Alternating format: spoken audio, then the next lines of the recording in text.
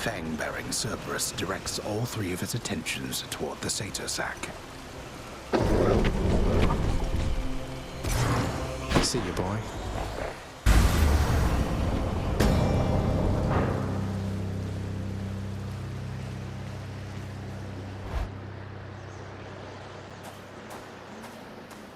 Here we are then, Aegis.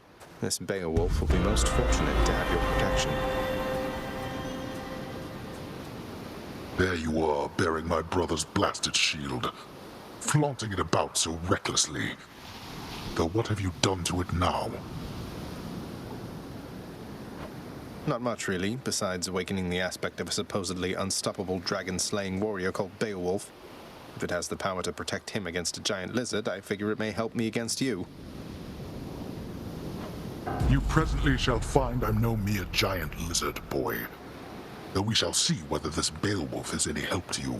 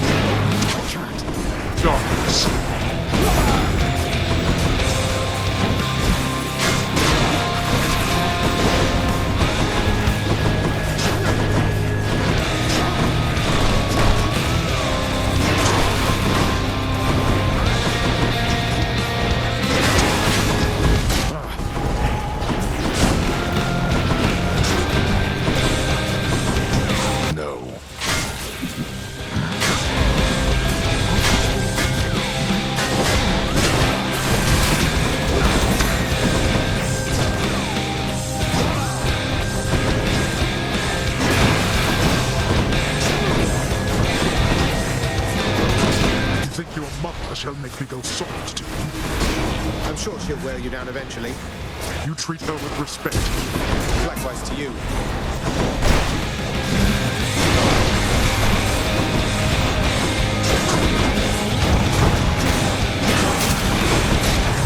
Darkness. Wake up, boy.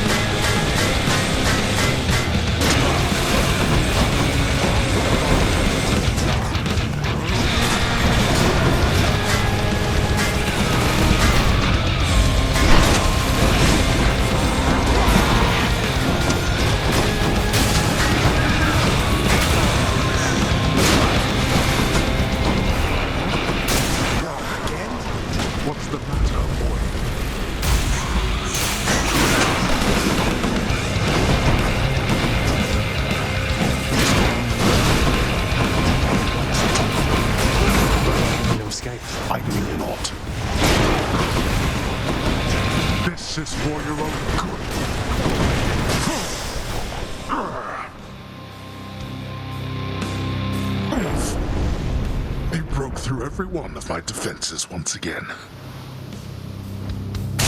I must go. Goodbye, Father. In the name of Hades.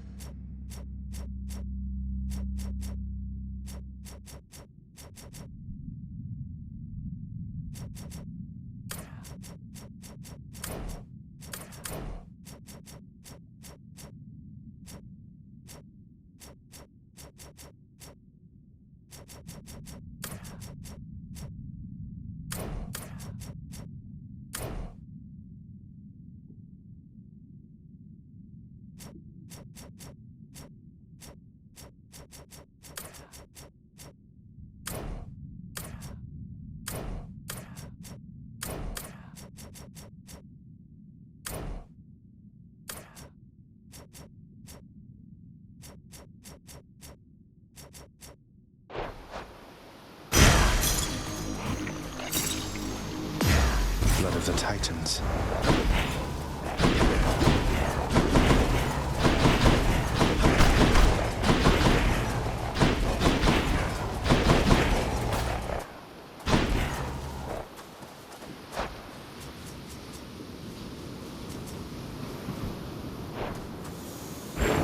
Having already seen the splendid cottage of Persephone sufficient times, the stubborn underworld prince nevertheless attempts to go there once again, although his memory of it shall have to do.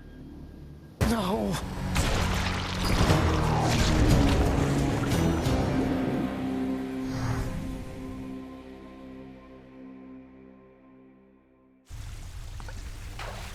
Please, everybody, hold your applause.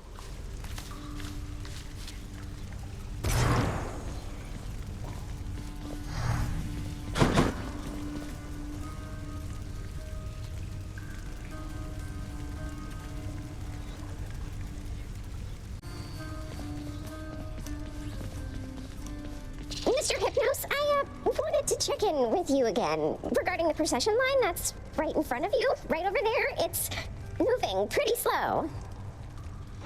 I know. Those shades, they just go on and on and on and on forever, blathering about this or that. I mean, Lord Hades, it's a wonder he can stand it, listening to them every day or night. Well, it's just, I think you were supposed to keep things moving, so if they're taking too long, I guess maybe you could say something, or any bright ideas? It's a toughie, Dusa, because I think it's important that the shades who wait their turn, why, that they get a chance to say their piece. But it's a real tricky situation you bring up, so let me tell you what I'm gonna do.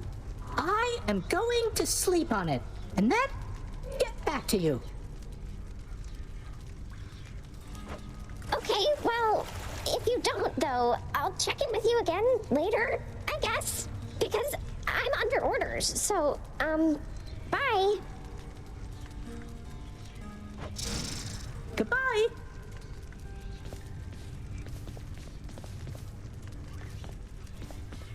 Boy.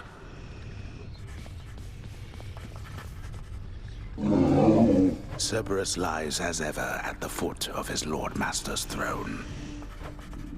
See you, boy. How's my favorite boy doing, huh?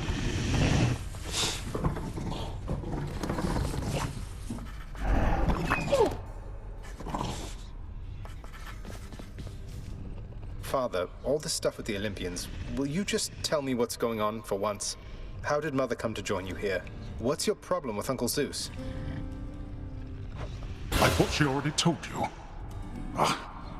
Come with me, now.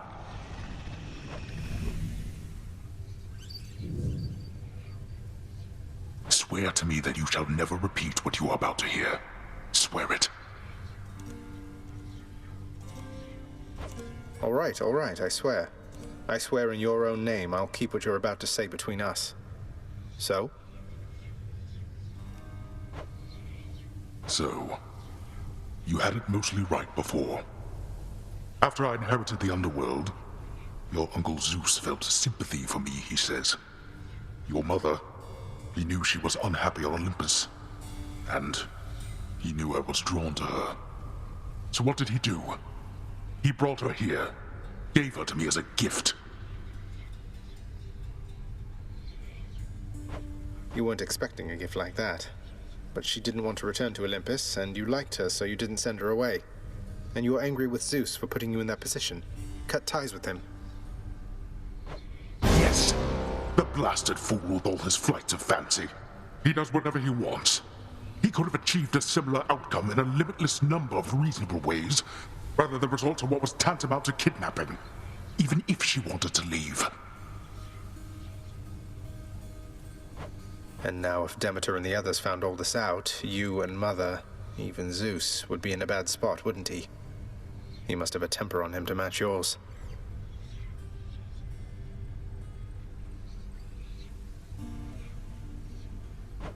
You know nothing of tempers if mine is your frame of reference, Zagreus. Now enough of this. You know the rest. Remember your oath.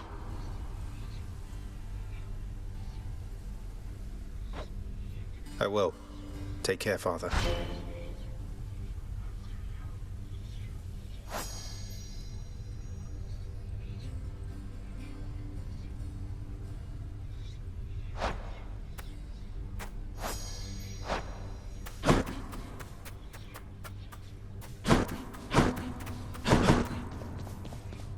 You are home.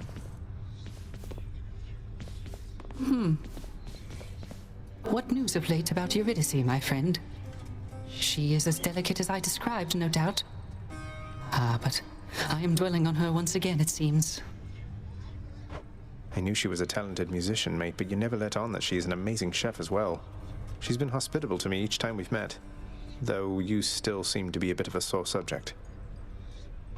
How very understandable indeed. Were I to have been failed to be rescued from the depths of hell, mere moments from escape, I too would be quite cross with my attempted rescuer. And for quite some time.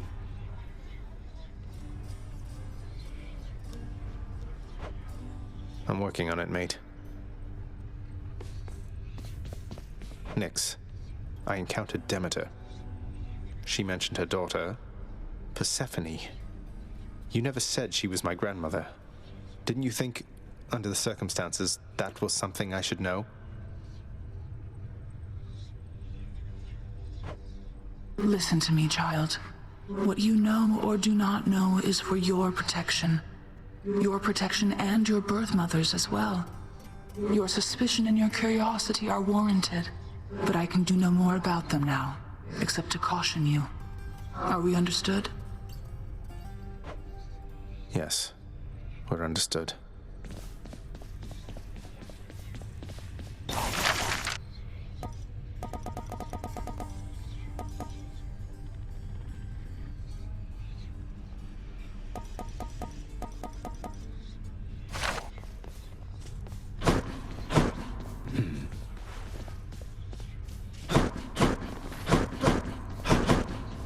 The head chef always wants fish. Chef, I come to you bearing aquatic beasts. Till next time. You and your sisters really don't get along well, do you?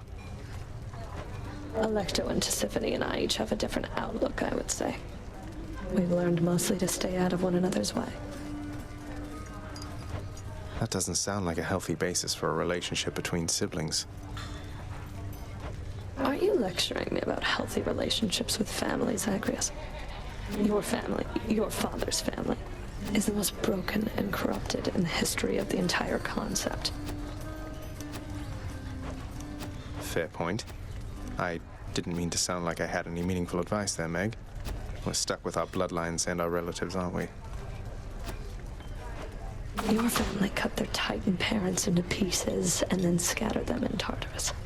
Remember that when next you tell me about family.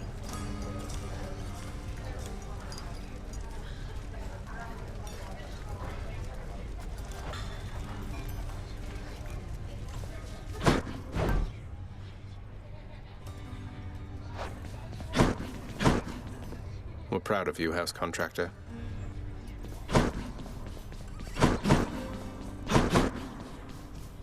I don't wish to presume, lad, but you seem more glum than usual. What's weighing on you there, if you don't mind? Oh, it's just... I've never slain a living creature, sir. Until my recent journey to the temple up above. I know they're just satyrs and vermin, but it's not the same as sending wretches to the depths. Look, all mortal life is fragile. It simply is a struggle to survive. Sooner or later it fails to succeed, and then it ends up here. And we have room enough for everyone. Even the satyrs and the vermin of the world. Now that you mention it, I have to say I'm glad we can accommodate all former living things. And at least mortals get to rest assured knowing what happens once they die. Must really ease the mind. Indeed, lad. Hey, Than, now, hypothetically, if I were to have vanquished Charon in single combat after having, I don't know, say, helped myself to one of his wares at no charge, how long would you say he'd hold it over me? Everything is an exchange with Charon, Zag. If there was something you refused to pay for, then I'm going to assume that's why you're back here now. The debt is paid in obols or in blood. Or their closest counterparts, I guess. So then, hypothetically, we're squared away. Don't stay too long in there. Just me. Pretend I'm not even here. Okay. I don't know how you shades handle it, honestly.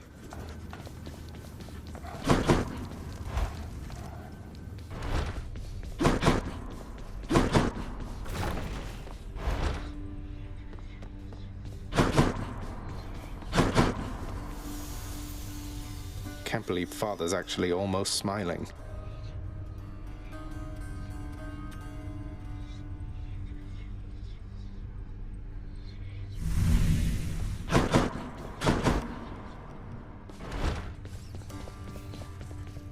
Mother's away, I guess.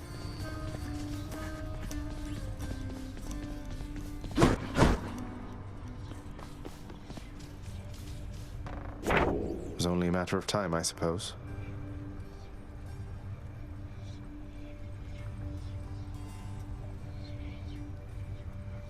Nakeling's bored. Nothing gets past you.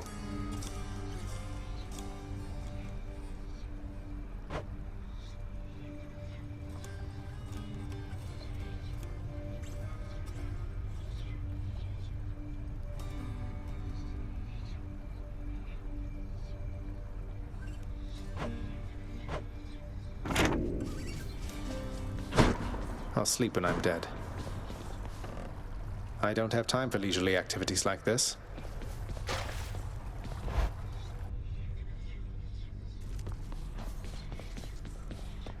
Listen, boyo. I don't know exactly how to put this, so I'm just gonna come right out. I need your help with something, and I'll be honest, I don't think you're gonna like it. If it doesn't involve hacking away at you with reckless abandon, Skelly, I don't want to hear it. But, oh, you're being serious. I am. And funny you should put it like that. Boyo, I am asking you to get me out of here. Permanently, if you catch my drift. This standing around stuff just kind of wears on you after a while, you know? I know. I can only imagine. Tell me what I can do.